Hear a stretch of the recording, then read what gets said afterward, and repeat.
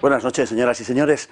Es sin duda difícil definir lo que es una conspiración, pero si aceptamos que consiste en una conjunción de esfuerzos destinada a condicionar a una persona o a un grupo de estas en contra de sus intereses o de su voluntad, entonces no cabe duda de que las conspiraciones han formado parte de la historia y que siguen siendo parte de esta, acaso más de lo que lo hayan sido nunca.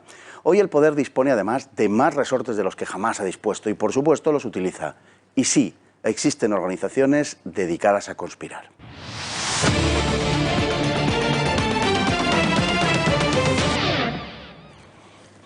Bueno, aquí tenemos un titular de diario El Mundo que nos dice que Bruselas plantea un recorte al campo español de 585 millones anuales para la próxima PAC, para la próxima Política Agraria Común. Es decir, que con la que está cayendo parte de la ayuda de la Unión Europea se destina a terminar con lo que queda de nuestra agricultura. O lo que es lo mismo, este gobierno nos lleva hacia una mayor dependencia, un aumento de la deuda y la destrucción de nuestros sectores productivos. Una tarea propia de los delegados coloniales de este protectorado en que han convertido a España. Y lo que le vamos a contar a continuación no es menos grave, porque es una historia que también tiene que ver con la destrucción de nuestro tejido moral y social. Todo empezó en Estados Unidos hace algo más de medio siglo. En agosto de 1965 en Canadá, un matrimonio de dos jóvenes que apenas alcanzaba la veintena tuvo un par de gemelos idénticos a los que llamaron Bruce y Brian. Al poco, los dos bebés fueron operados de fimosis, una sencilla operación en la que, sin embargo, Bruce perdió el pene por un accidente. Habiendo sido dañado de forma irremisible, no era posible una reconstrucción, así que los padres, desesperados, se pusieron en manos del doctor John Money, quien aseguraba que, si bien no podía restaurar su pene originario, sí podía hacer transformarle en una niña que recibiría en lo sucesivo el nombre de Brenda, instalándole una vagina. Para ello, 2 años más tarde, el niño fue emasculado, mientras los padres le educaban ya como Brenda. El experimento no podía fallar, al partir de la base de que no se nace varón o hembra, sino que esa condición se adquiere a través de la socialización.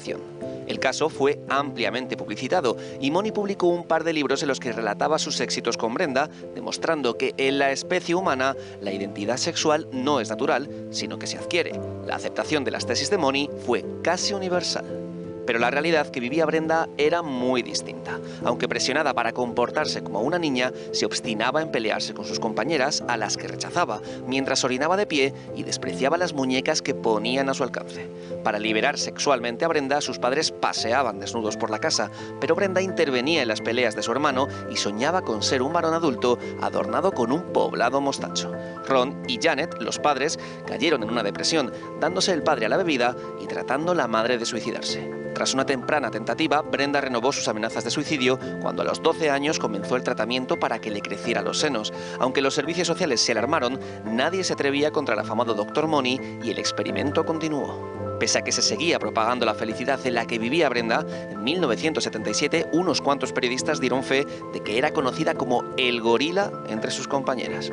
Para entonces no cabe duda de que Money tenía conciencia de lo que estaba pasando, de modo que éste se negó a conceder entrevista alguna. Pero Brenda presionó a sus padres y estos terminaron explicándole quién era él en realidad y cómo habían confiado en el Dr. Money. Entonces el joven se explicó todo por lo que había estado pasando. Aunque supo cuál era su nombre original, Bruce, quiso rebautizarse como David por razones bíblicas. Pasó un infierno para recuperar su sexo natural, empezó a inyectarse testosterona y se operó para reconstruir su pene. Se casó con 25 años con una mujer, mientras Money rechazaba toda responsabilidad y seguía rehuyendo a la prensa. El escándalo fue tal que Money salió del hospital Johns Hopkins y el director que le sustituyó investigó los experimentos que se habían llevado a cabo con 50 transexuales con resultados lamentables. El final de la familia de Bruce, Brenda y David, las tres personalidades de aquella desdichada criatura sometida a los caprichos de un desvarío ideológico, no pudo ser más triste. La madre quedó enganchada a una depresión interminable y el padre salió con dificultades del alcohol. Pero fueron los hijos quienes más padecieron aquellos experimentos de 40 años atrás. Convertidos ya en adultos, padecieron toda suerte de adversidades. Brian se divorció varias veces y tuvo una época de drogadicto y alcohólico. Se suicidó en 2002. Su hermano, ahora llamado David, nacido Bruce y forzado a ser Brenda, fue ya incapaz de construir una vida personal y profesional estable. El 4 de mayo de 2004 se suicidó de un disparo en un parking con apenas 38 años. Tal fue el éxito del Dr. Money. La destrucción de una familia y muy especialmente de aquel pequeño Bruce con el que quiso demostrar lo acertado de unas tesis descabelladas. Tenemos con nosotros hoy a don Agustín Laje. ¿Quién mejor para hablar de estos asuntos que don Agustín? Muy bienvenido. Muy buenas, es un honor para mí entablar este diálogo con usted. Gracias por el llamado. Es un verdadero placer. Bueno, hemos estado viendo la historia de Brenda, de David, del doctor Money, perfectamente apellidado. Y es la historia de, bueno, pues de un absurdo en el que, o de acuerdo al que la identidad sexual se construye a voluntad. Nacemos asexuados y no tenemos ninguna inclinación especial, sino que es la sociedad la que pone en nosotros el sexo. Se parte de ese principio y los resultados pues los acabamos de ver. Bueno, yo diría que esta es la base del relato hegemónico que hoy existe sobre la sexualidad. La idea que se nos ha obligado a creer y a difundir sobre la sexualidad hoy día es que uno es sexualmente o bien aquello que la sociedad lo ha obligado a hacer a través de sistemas de dominación cultural, llámese el patriarcado, la falocracia, el heterocapitalismo, la heteronormatividad, tiene un montón de apodos, uno más ridículo que el otro, que a uno lo diagramarían o bien como hombre o bien como mujer. O la otra alternativa, digamos, de este relato oficial sobre la sexualidad, es que uno puede ser aquello que uno desea ser, porque la autopercepción puede engendrar por sí misma una realidad sexual. Entonces estaríamos, de alguna forma, o obligados a hacer aquello que un sistema quiere hacer sexualmente de nosotros, o podríamos liberarnos de esas cadenas, liberarnos del machismo, el heteropatriarcado, el sexismo, la falocracia, la heteronormatividad, y por fin poder ser lo que nosotros queremos. Agustín, hubo en su momento un médico que se opuso a él, el doctor Diamond, que bueno, lo hacían en nombre de que la identidad sexual no era una cuestión ambiental, sino que era una cuestión esencialmente genética. No se le hizo mucho caso en su momento. Bueno, a ver, esto es lo que pasa actualmente con muchos científicos que dan pruebas prácticamente inexpugnables sobre que la sexualidad tiene una base natural muy fuerte y que las diferencias entre hombres y mujeres, por ejemplo, no son reductibles simplemente a la genitalidad. Voy a poner algunos ejemplos. Por ejemplo, en el caso de un reciente estudio hecho en el Instituto de Weizmann de Ciencias en Israel, se mapeó el funcionamiento de más de 20.000 genes humanos y se halló que en más de 6.500 genes de esos 20.000, operaban distinto en función de si pertenecían a un hombre o a una mujer. Es decir, más de un tercio de nuestra constitución genética humana se manifiesta de una forma o de otra forma dependiendo de si se trata de un hombre o de una mujer. Puedo dar algunos otros ejemplos que van incluso más allá de la cuestión propiamente hormonal. Por ejemplo, la imagen neuronal por resonancia magnética ha mostrado ya que los hombres y las mujeres activan distintas partes de sus cerebros para realizar idénticas tareas. Los hombres, por ejemplo, utilizan su materia gris hasta 6.5 veces más que las mujeres, mientras que las mujeres utilizan 10 veces más la materia blanca en comparación con los hombres. Incluso las disposiciones de la materia gris y la materia blanca están repartidas de forma, digamos, no idéntica en función de si uno es hombre o mujer. O sea, las diferencias sexuales no están simplemente ni en la crianza y ni siquiera en la genitalidad. Es por eso que hoy asistimos, yo creo, a una gran falacia que está atacando a muchísimas personas, que es la idea de que el sexo se puede cambiar.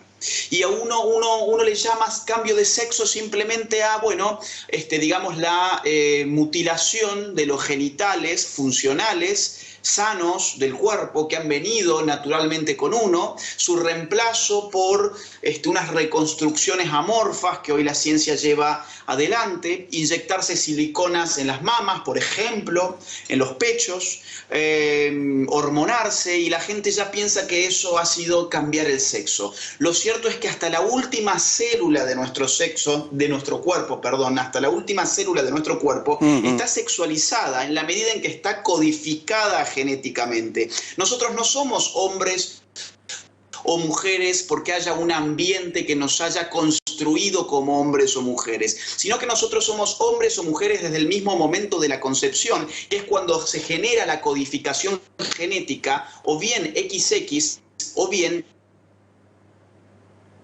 XY, que van a acompañar a ese individuo tanto intrauterinamente como fuera del útero materno. Es por eso que hoy, por ejemplo, gracias a la medicina más avanzada, las mujeres pueden conocer el sexo de sus hijos antes de que sus hijos nazcan. Una señora va a un ecógrafo, y este ecógrafo tiene la capacidad tecnológica para decirle, usted está esperando un niño o usted está esperando una niña. Nadie dice usted está esperando a un niño trans, por ejemplo. Y eso es porque la sexualidad precede a cualquier influjo de la cultura. Y esto es lo que la ciencia más avanzada hoy ha podido mostrar.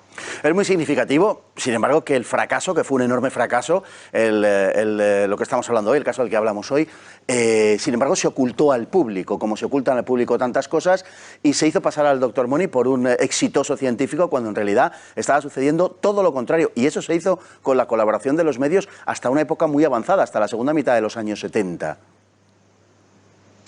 Bueno, yo le diría, no simplemente se ocultó el caso, sino que se mintió sobre el caso. No simplemente sino que Money en sus papers científicos, en sus libros, escribió sobre ese caso como si hubiera sido un ejemplo de éxito. Ese caso, según Money, venía a probar su hipótesis relativa a que la sexualidad era simplemente una función de la crianza, una función de la cultura y del ambiente. De hecho, una de las cosas que más deprimieron a Bruce, que después fue David, fue encontrar esta mentira, no simplemente el ocultamiento de la verdad, sino el trastocamiento de la verdad en una mentira. Esto es lo que hoy asistimos a diario, es decir, no es simplemente un episodio que se agotó en el caso del Dr. Money. Esto es con lo que hoy uno convive permanentemente, cada vez que le dicen, por ejemplo, que hay niños trans, que el niño trans en verdad no tiene un problema en su mente, no tiene un problema de tipo psicológico, sino que en todo caso su problema es corporal y por eso hay que adecuar el cuerpo a la mente y no la mente al cuerpo, que es funcional, que es un cuerpo sano, que es un cuerpo, digamos, de acuerdo a una sexualidad específica. Y es incluso lo que se hace, por ejemplo, hoy están índices vinculados con lo que sufre hoy la comunidad transexual y transgénero en el mundo, a la cual se le hace creer que si no hay esta suerte de estigmatización que tanto se denuncia contra la comunidad LGBT, los trans pueden ser por fin felices. Esto es totalmente falso. Los índices de suicidios de transexuales son alarmantes. No es simplemente el caso de David Reimer. Los índices de transexuales y de transgéneros en aquellos países que se supone que impulsan políticas de género y que incluso criminalizan lo que llaman la LGBTI-fobia, los índices de suicidios de esta gente sigue siendo altísima. Incluso más allá, en San Francisco, la capital del mundo gay, la capital del LGBT, los índices de suicidios de los transexuales son elevadísimos. Las expectativas de los transexuales, las expectativas de vida de los transexuales y de los transgénero son muy reducidas, llegan alrededor de a los 40 años más o menos. Y de estos casos obviamente que nadie habla. Pues, don Agustín, yo creo que es un tema que hay que retomar porque ha planteado usted una serie de cosas importantísimas, interesantísimas, que los medios de comunicación normalmente evitan tratar en público, pero que arrojan mucha luz sobre cuál es el fondo de esta cuestión y la tragedia que viven muchas personas a las que se está utilizando con otros fines que no son precisamente la de hacerles felices, sino que hay todo un programa ideológico detrás. Si le parece bien, le emplazo para ulteriores programas y aclararemos con algo más de precisión todas estas cosas. Con muchísimo gusto, un fuerte abrazo, gracias por todo. Igualmente, Agustín, un abrazo.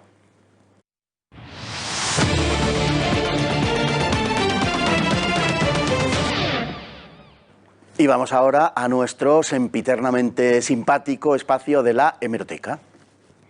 Pablo Iglesias estaba en una rico taberna diciendo que era un honor estar con los de Batasuna, porque eran los únicos que habían entendido que que la Constitución española era una imposición, haciendo loas a la izquierda abertzale y a ETA, que eran los únicos que habían entendido lo que estaba pasando en este país. Eso es lo que están representando algunos. Bueno, le vieron ustedes el otro día, digamos que tratando de proteger a Pablo Iglesias con aquello de que lo que decía Pablo Iglesias, que imputaba un golpe de Estado a Vox, era que parece, ¿no? Y todo aquello. Bien, si es que la única vez que acertó Arzayus en su vida fue cuando le llamó Pachi nadie. Vamos a publicidad.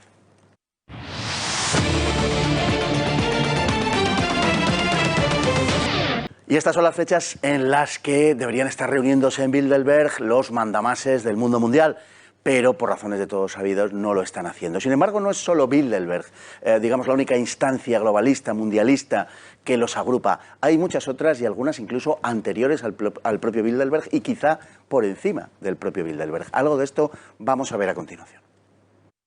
Desde la llegada de Donald Trump a la presidencia de los Estados Unidos, hemos oído hablar del Deep State o Estado Profundo, una fuerza que actúa al margen de quien ocupe la presidencia o el poder político y que constituye el verdadero poder en la sombra, sirviendo unos intereses de carácter permanente. Ese Estado Profundo está compuesto por un complejo entramado de grupos e intereses que, no obstante, comparten el objetivo común de servir al objetivo globalista. Y una de esas instituciones es el Consejo de Relaciones Exteriores. Conocido como CFR, forman parte de él destacadas personalidades de la política estadounidense, a las que se suman invitados de otros países. Su origen se remonta al presidente Wilson cuando, a finales de la Primera Guerra Mundial, encomendó al periodista Walter Lippmann crear un comité de 125 universitarios entregados a la tarea de extender el liberalismo por el mundo con el principal objetivo de generalizar el libre comercio. Entre las dos guerras mundiales fue la Fundación Carnegie su principal financiador. Dicho organismo, junto con la Fundación Rockefeller, había venido impulsando los objetivos mundialistas y cuestiones tales como la eugenesia en los Estados Unidos. Su esfuerzo será clave para el nacimiento de la ONU en la Conferencia de San Francisco. Durante la Guerra Fría comenzarán a destacar personalidades tales como George Kennan y Henry Kissinger, y algo más tarde Zbigniew Brzezinski. Desde entonces entrarían en su dirección destacados banqueros, empezando por David Rockefeller en 1970 o Peter G. Peterson, del clan Bush, a comienzos del siglo XXI. Con cerca de 5.000 miembros, la financiación del CFR corre a cargo de unas 200 multinacionales que aportan unos 7 millones de dólares anuales para gastos. En esencia, el CFR establece las líneas de la presencia norteamericana en el mundo y determina la política del Departamento de Estado con independencia de la presidencia. Ha sido esencial para coordinar a las élites estadounidenses fuera del foco público y para captar personalidades más allá del ámbito de la política, como ha sucedido con conocidos actores. Pero, obviamente, el CFR supera con mucho el marco de la política nacional. Condiciona la política de Washington en un sentido globalista, impulsando proyectos de supresión de barreras aduaneras y de los límites a las actividades financieras, favoreciendo a las corporaciones transnacionales y cooperando a las políticas de los bloques internacionales, como los tratados de libre comercio regionales o la Unión Europea. Además de sus propias publicaciones sobre política exterior, está presente en todos los grandes grupos de comunicación y dirige el programa de estudios David Rockefeller. De su entorno salen los directivos del Banco Mundial y de la Reserva Federal de los Estados Unidos. El CFR ha mantenido excelentes relaciones con otros organismos mundialistas como el Club Bilderberg. De hecho, David Rockefeller y Henry Kissinger, columna vertebral de Bilderberg, lo son, igualmente, del Consejo de Relaciones Exteriores. De igual modo ha sucedido con la Comisión Trilateral, a la que han pertenecido 4 presidentes estadounidenses como Gerald Ford, Jimmy Carter, Bill Clinton y George Bush, 2 demócratas y 2 republicanos. Todo queda en casa. Pues todo queda en casa, don Javier Villamor. Así es, buenas noches. ¿Verdad?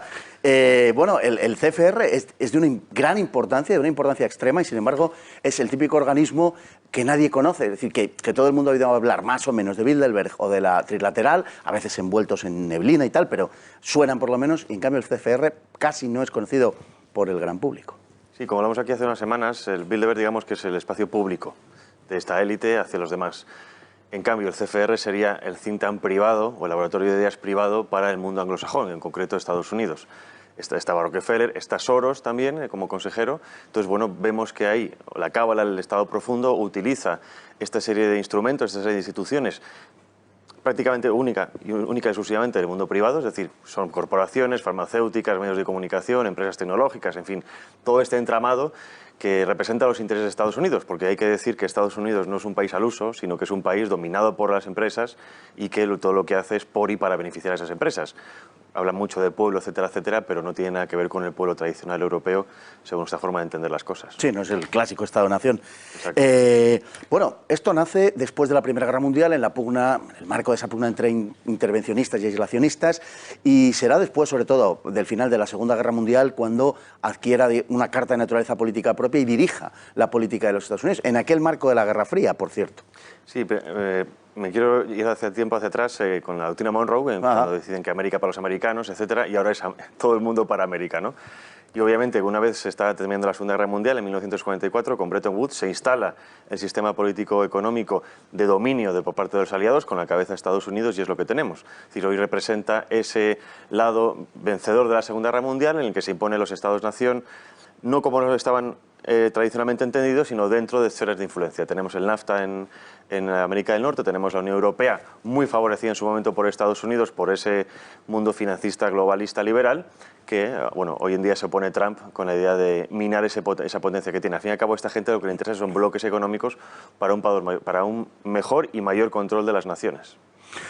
El Consejo de Relaciones Exteriores sería lo que entendemos por la columna vertebral del Deep State. Hemos oído hablar del Deep State realmente a un nivel popular desde la llegada de Donald Trump, posiblemente porque no había una disociación hasta entonces entre la presidencia y el Deep State, y entonces no había razón para mencionarle. Ahora sí hablamos de él porque representa la oposición profunda, nunca mejor dicho, al presidente Trump, claro.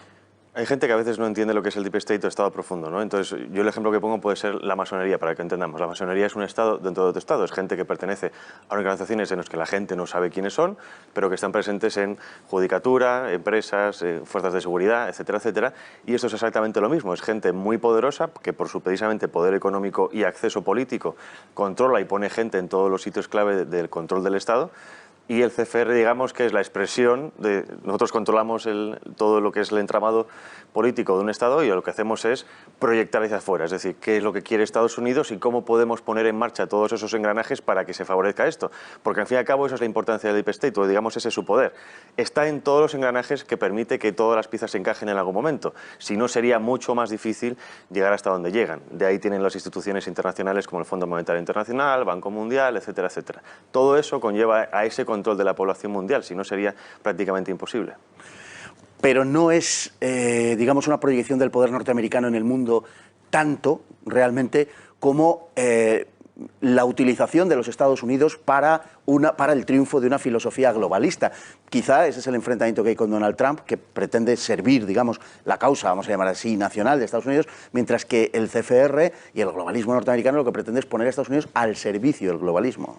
Eso es, la creación de Estados Unidos hay que entenderla desde el punto de vista de los poderosos como la posibilidad de tener un Estado-nación prácticamente para ellos exclusivamente. Es decir, son gente que salía de Europa por el control de las antiguas monarquías y se encuentra con un territorio prácticamente virgen desde el punto de vista europeo, obviamente no estoy hablando del tema de las masacres de los indios, y ahí es donde crean un país que les permite trampolín para el acceso al gobierno mundial, al control mundial. Es decir, Estados Unidos no es una potencia en sí misma, sino que se entiende como la cabeza del imperio anglosajón que domina todo el mundo. Es decir, Estados Unidos es una herramienta para estos poderosos, no es un Estado que sea protegido por los políticos, es decir, son explotados el pueblo norteamericano única y exclusivamente para conseguir estos objetivos globalistas del Deep State, en fin, de todas estas empresas. Por eso a veces van a guerras que la gente no entiende, que es única y exclusivamente por el control económico de los recursos materiales. Por eso también hay un gran movimiento contrario a todo eso por parte de militares que dicen, oye, yo no quiero morir por intereses económicos, yo quiero morir por la defensa de las libertades de mi pueblo. Ahí hay una gran diferencia y ahí es donde también Trump explota, ¿no? O sea, explota esas diferencias y es lo que quiere utilizar. Bueno, los personajes que encontramos ya desde hace décadas son casi los mismos en todos los organismos globalistas. Son casi, son los mismos, en ocasiones con nombre y apellido, son los mismos personajes. Sí, señor.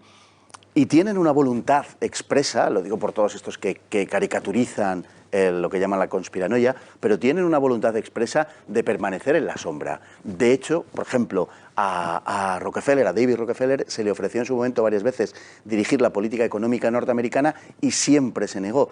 Es decir, que su vocación no es la de un servicio abierto y público a su país, a su pueblo, sino que lo que pretenden es mantener una influencia lejos de la visión de los pueblos a los que gobiernan, ¿no?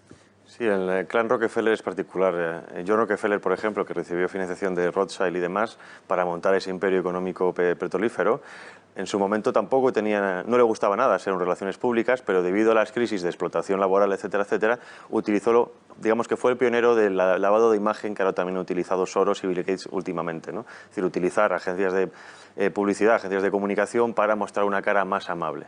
Igualmente, aún así, son gente que no quiere dar la cara, como tú también estabas diciendo ahora.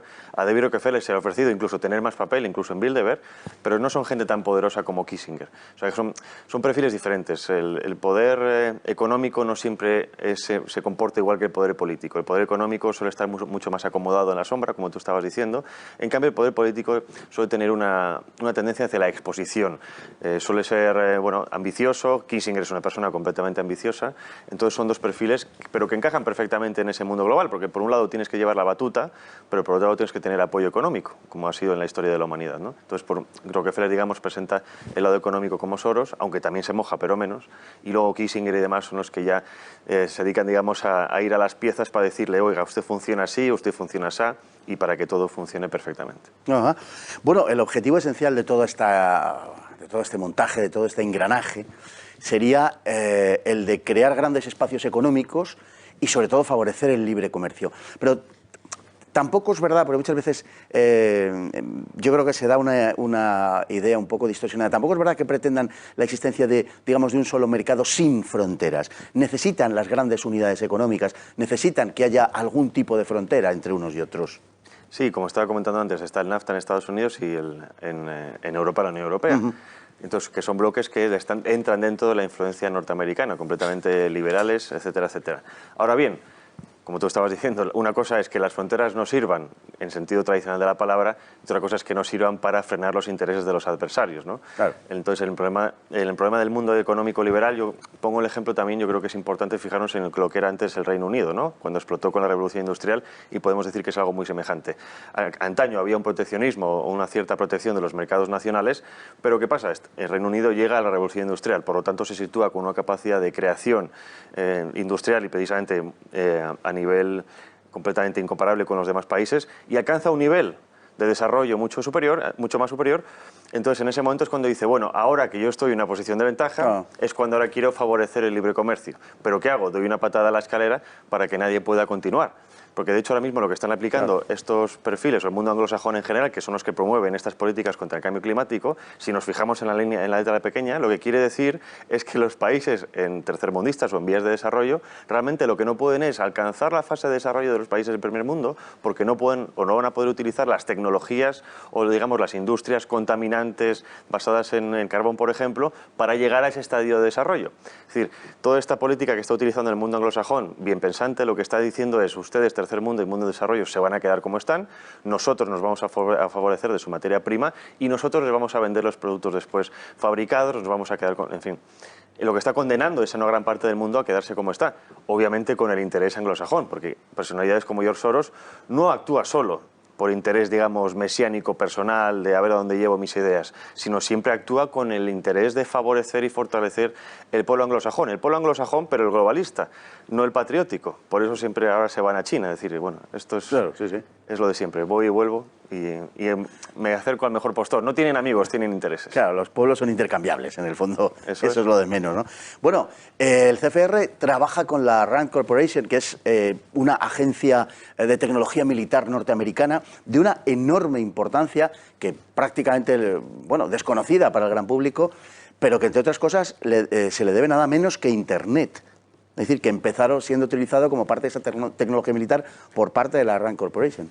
RAND se crea en el año 48 y bueno, RAND no es la única, pero es un gran ejemplo, porque además si te vas a Wikipedia, lo miras y dice, bueno, es un laboratorio de ideas del ejército estadounidense, ¿no? Entonces vemos cómo hay una complementación perfecta entre el entramado de lo que es el Estado, y las corporaciones, bien sean militares, bien sea de inteligencia, etcétera, etcétera. Es decir, hay un interés completamente visible de cómo se está utilizando el entramado de un Estado para el beneficio particular de las empresas y obviamente de los que representan. En el caso de RAND, ¿es una empresa militar? Yo, para que la gente no me entienda, yo soy muy militar en el sentido de que me gusta mucho el mundo castrense, pero hay que reconocer también que la guerra es un negocio. Y entonces Estados Unidos, en ese aspecto, es el mayor negocio posible, ¿no? Porque al fin y al cabo se ha metido desde hace 100 años, se ha metido en no sé cuántas guerras, 50, 60 guerras. Es el país que más guerras ha iniciado y en las que se ha metido, con lo cual la muerte es un negocio, hay que entenderlo así, desgraciadamente. Así es, bueno, es el gran lobby del país, es el gran lobby de los Estados Unidos, realmente el CFR. Y además podemos decir que es el gran coordinador, o quizá la reina madre, de todas las fuerzas globalistas. El CFR tiene un hermano pequeño, digamos un hijo, que es el European Council for Foreign Relations, el CFR, cuyo máximo dirigente en Madrid es Torreblanca, que es el que hizo, ayer hablábamos en El Gato, la entrevista masaje a George Soros en el mundo. Y entonces, bueno, pues es una herramienta más, es una extensión. Es decir, Europa, digamos, es el apéndice ahora mismo político y empresarial de Estados Unidos y quiere que siga manteniéndose así. Tiene una revista que es Foreign Affairs, que es una de las más importantes o más prestigiosas del mundo geopolítico, obviamente desde la óptica anglosajona. Tenemos también la existencia de otro organismo que está relacionado con todo esto, que tiene una mayor semejanza con Bilderberg que otra cosa, al que nos dedicaremos más adelante, pero que tiene su relación también con el CFR y tiene una gran importancia, que es la trilateral. Exacto, es que el entramado, bueno, a ver si un día podemos poner un mapa porque es curioso, ¿no? O sea, están los 300... Un organigrama de... Exacto, es que cuando tienes el mapa en la cabeza todo es más sencillo de entender, porque al fin y al cabo es como la geopolítica a nivel sobre un mapa, ¿no? Como si fuera RISC. Muchas veces los conflictos locales no se suelen entender porque nos fijamos en quién está promoviendo a ese nivel, si izquierdas y derechas. Pero después te vas a nivel regional, lo entiendes mejor, a nivel nacional lo entiendes mucho más y a nivel global se entiende mucho más. Esto pasa lo mismo, es decir, el entramado de organizaciones supuestamente secretas o de poder de la élite, no solo estadounidense, sino a nivel global, es muy complicado. Pero además, como tú estabas diciendo antes, un apellido que está en un sitio se repite en otro y se repite en otro, y al fin y al cabo es tener siempre a todos cerca. Como dice el dicho, ten a tus amigos cerca, pero más cerca a tus enemigos. Y al fin y al cabo también esta gente lo que hace es tocar a los posibles adversarios para ver por dónde se tantean y reaccionar. Eso es lo que, por ejemplo, hacen en Bilderberg a veces cuando invitan a ciertas personas para ver de qué palo van, para hablar en plata. Bueno, en el caso del CFR es el organismo que determina a qué guerras va Estados Unidos, a qué guerras no va, y con Estados Unidos la práctica totalidad del resto del mundo. Exacto, es que como estaba diciendo antes, todo es un negocio. Entonces esta gente ve la política como una cuestión de oportunidad económica. Entonces, cuando tienes en ese entramado, como es el CFR, tienes a oficiales de inteligencia estadounidense, tienes a secretarios de Estado, tienes a empresas de comunicación, es decir, tienes todas las herramientas que todo el mundo desearía para poder dominar el mundo, porque tocas todo el entramado empresarial que llega a todo el mundo. Y además, Estados Unidos no es solo el hard power, que es el poder militar, es el soft power, que a veces es incluso más importante, que es la creación de realidades, pseudo-realidades en la mente de las personas. Para eso está Hollywood, ¿no? Una herramienta fundamental en el poder estadounidense. De hecho, dentro del CFR estaba, no me acuerdo si sigue estando, uno de los que fueron dirigentes de HBO, la empresa dedicada a temas de series como Netflix, ¿no? Entonces, saben perfectamente qué ideas ir metiendo en la población para ir preparando el camino para cuando dentro de unos años te quieran llevar a cabo sus políticas, tú ya estés predispuesto. ¿Cuántos años, por ejemplo, nos llevan vendiendo películas de desarrollo futurista, el mundo del transhumanismo? Y ahora hoy en día, cuando hablamos del chip, no nos resulta llamativo, porque lo hemos visto tantas veces que ya mentalmente la población lo acaba aceptando. Se ha hablado también, bueno, de la pertenencia de algunos actores. Efectivamente, ahora mismo el CFR ya es una gran corporación con, en fin, la estimación varía, pero en torno a 1000 personas puede hablarse que pertenezcan al CFR. Y se ha hablado de la pertenencia de algunos destacados de Hollywood. Creo que la última, o de hace 10 años, de para acá, vamos, de las grandes adquisiciones, ha sido la de George Clooney y la de con él algunos otros productores, además, de Hollywood, efectivamente, para orientar la producción cinematográfica y de series de cara al público y vender determinados valores, lógicamente, vinculados al globalismo. Y luego apoyó a sus ideas. Por ejemplo, en el caso de Robert De Niro, que no está en el CFR, pero es un claro personaje público en contra de Donald Trump, que mueve conciencias. Este fin de semana, con todos los escándalos que ha habido, con todas estas manifestaciones en Estados Unidos, me llamó la atención porque personalidades conocidas de la música estaban promoviendo, bueno, o digamos estaban pidiendo que la gente donara dinero para pagar las multas a los manifestantes, ¿no? Entonces vemos cómo también esta élite utiliza los perfiles de los famosos para llegar a muchísima más gente de lo que sería posible según ellos, ¿no? O sea, porque al fin y al cabo son personalidades políticas que al grueso de la población suele ser aburrido. Pero cuando tú metes a un personaje público, un personaje famoso, alcanzas un nivel, tu comunicación llega a donde ni siquiera habías pensado. Y si después tienes todo el entramado de medios de comunicación, factoría de sueños como es Hollywood, etcétera, etcétera, pues es que tu mensaje no tiene rival.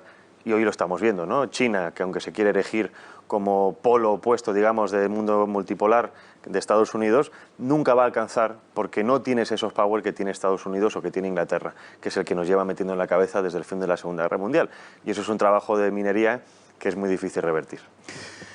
Don Javier Villamor, muchísimas gracias, porque creo que ha sido muy ilustrativo de todo lo que está pasando y cómo nos influyen desde determinadas instancias y organismos a través de mecanismos que no podríamos ni sospechar. Y, por ejemplo, a través de las series de televisión, de las películas, y, en fin, todo el mundo de la publicidad. Seguiremos hablando de esto. Muchísimas gracias, don Javier. Un placer.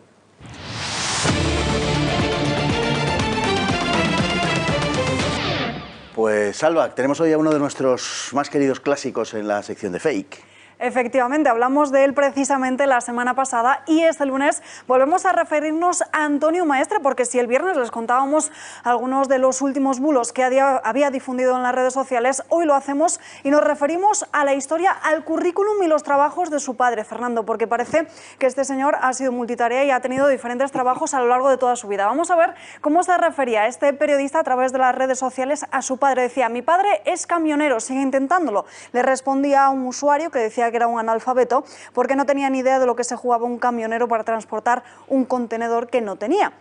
Entonces Antonio Maestre le respondía que su padre era camionero. Pero no es la única profesión del padre de Antonio Maestre. También dice, en otra conversación con otro usuario que no les podemos mostrar porque ya no está disponible en la red social, dice: con 18 años me fui a trabajar con mi padre, quemaba pelos de caretas de cerdo con un soplete. Pero ojo, porque en otro de sus tweets dice que ya empezó a ayudar a su familia a los 14 años. Vamos a verlo. Dice el usuario, le dice que por su biografía ve que es un proletariado de libro, a lo que Maestre le responde: mi padre trabaja de pastor desde los 4 años y yo llevo desde los 14 ayudando a mi familia. Es decir, ya llevamos camionero, quemaba los pelos de careta y ahora también de pastor desde los 4 años. Pero hay otro más. Dice que su padre también fue salchichero. Esto viene de una conversación anterior con otro usuario donde hablaba de fumadores preocupados porque las salchichas podrían ser cancerígenas, y decía un usuario que cómo defendía el negocio familiar, a lo que Antonio Maestre respondía precisamente esto, diciendo que su padre ya no es salchichero. Pero hay más todavía. También dice Antonio Maestre en otro de sus tweets que su abuelo y su padre se mataron a trabajar en las tierras de un señorito de Cáceres a cambio de miseria. La tierra es de quien la trabaja. Y ya por último, el último de los tweets, porque hay muchísimos más que no les hemos querido mostrar porque si no nos iríamos a una sección mucho más extensa, y dice: mi padre se ha partido el lomo toda su vida por darnos un futuro y ahora que se ha jubilado se ha dedicado a luchar por las pensiones de todos. Un poco orgulloso sí estoy. Es decir, si hacemos un breve resumen: camionero, pastor, también salchichero, incluso dice que trabajaba para las tierras de un señorito de Cáceres y ahora ya sabemos que está jubilado, y una vez que se ha jubilado trabaja para garantizar las pensiones de todos. Fernando. Madre mía, Alba, ya sabemos por qué en España hay tanto paro. Por todos los trabajos los tiene el padre de Antonio Maestre. Y este es el verificador, no el padre, que solo le faltaba también tener ese trabajo, sino Antonio Maestre es el verificador que estuvo durante un tiempo en Maldita, según creo. No sé si... Efectivamente, fue asesor en Maldito durante un tiempo. Pues este tipo es el que nos dice a los demás lo que es verdad y lo que es mentira cuando estamos en las redes sociales. Vamos con la frase del día porque, madre mía, espero que no sea el padre de Antonio Maestre. Pues no, es de Balzac. Todo poder es una conspiración permanente. Honorato de Balzac. Muy buenas noches.